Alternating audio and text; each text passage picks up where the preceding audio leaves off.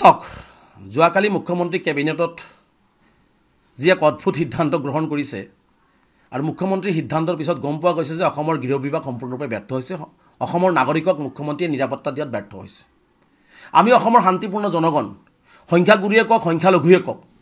আজি হদিয়াৰ পৰা ধুবুৰীলৈকে বৰাকৰ পৰা ব্ৰহ্মপুত্ৰলৈকে কোনেও আজি এই 2025 চনৰ আজি একবিংশ শতিকাৰ ভিতৰত আজি আমি কোনেও হাই কাজিয়া নিবিচাৰে সকলোৱে শান্তিপূৰ্ণ মিলাপ্ৰীতিৰে থাকিবলৈ বিচাৰে কিন্তু এইখন চৰকাৰে এই হিমন্ত বিশ্ব শৰ্মা ডাঙৰীয়াই অসমৰ মানুহক শান্তিত যাতে থাকিব নোৱাৰে অসমৰ মানুহৰ মাজতে বিভাজন সৃষ্টি হয়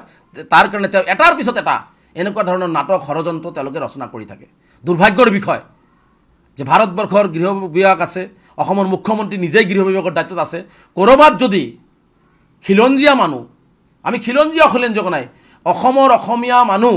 অসমৰ বাসিন্দাই যদি নিৰাপত্তাহীনতাত ভোগে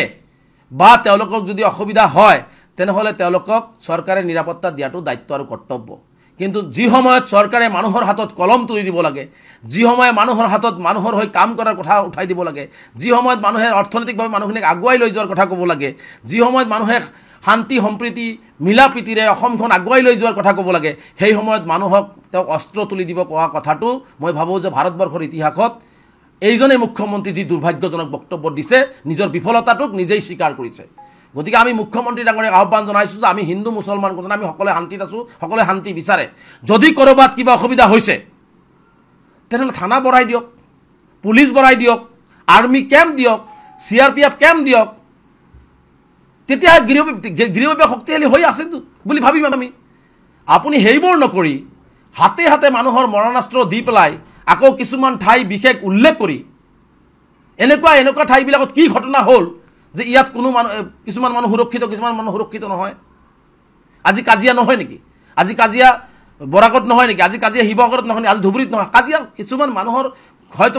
মানৱ সমাজত কাজিয়া পাতি সৰু সুৰা ঘটনা পৰিঘটনা থাকে তাৰ কাৰণে কণ্ট্ৰল কৰিবৰ কাৰণে গৃহ বিভাগ ল এণ্ড অৰ্ডাৰ চিটুৱেশ্যন কৰিবৰ কাৰণে পুলিচ গতিকে পুলিচৰ জৰিয়তেই আইন শৃংখলা ৰক্ষা কৰিব লাগিব কিন্তু মানুহক যদি কোৱা হয় যে নিজৰ নিৰাপত্তা নিজে ল'ব লাগিব অঞ্চলখনৰ নিৰাপত্তাও যদি সাধাৰণ নাগৰিকে ল'ব লাগে তেনেহ'লে গৃহ বিভাগ থকাতকৈ নথকাই ভাল মুখ্যমন্ত্ৰীয়ে পদত্যাগ কৰা উচিত তেনেহ'লে পুলিচ থাকি কি লাভ আছে এটা অৰাজক পৰিৱেশ অসমখন এটা অগ্নিগৰ্ভ পৰিৱেশ অসমৰ মাজত এটা সংঘাত আনিবৰ কাৰণে এনেকুৱা ধৰণৰ কথা বাৰ্তাবিলাক মুখ্যমন্ত্ৰীয়ে কৈ অসমখন অস্থিৰ কৰি তেওঁ ৰাজনৈতিক মুনাফা লুটৰ বাহিৰে বাকী একো নাই গতিকে আমি স্পষ্টকৈ কৈছোঁ যে মানুহক কাম তুলি দিয়ক মানুহক অৰ্থনৈতিকভাৱে সবল কৰক মানুহৰ হাতত কলম তুলি দিয়ক মানুহক আপুনি ৰাস্তা ঘাট দিয়ক মানুহক আপুনি শিক্ষিত বনাওক মানুহক আপুনি বিশ্বৰ দৰবাৰত চিনাকি কৰাই দিয়ক এই কামবোৰ মুখ্যমন্ত্ৰীয়ে কৰক মানুহৰ হাতত মৰণাস্ত্ৰ তুলি দি নিজৰ মাজতেই খোৱা কাজিয়া কৰি নিজৰ মাজতেই মানুহখিনিক এটা অস্থিৰ পৰিৱেশলৈ ঠেলি নিদিবৰ কাৰণে শান্তিপূৰ্ণ এটা পৰিৱেশ আছে সেই পৰিৱেশটো অশান্তি নকৰিবৰ কাৰণে মুখ্যমন্ত্ৰীক আমি স্পষ্টভাৱে দাবী উত্থাপন কৰিছোঁ আৰু মই ভাবোঁ এইজনেই মুখ্যমন্ত্ৰী ইতিহাসৰ প্ৰথম যিজনেই মুখ্যমন্ত্ৰীয়ে ভাৰতবৰ্ষত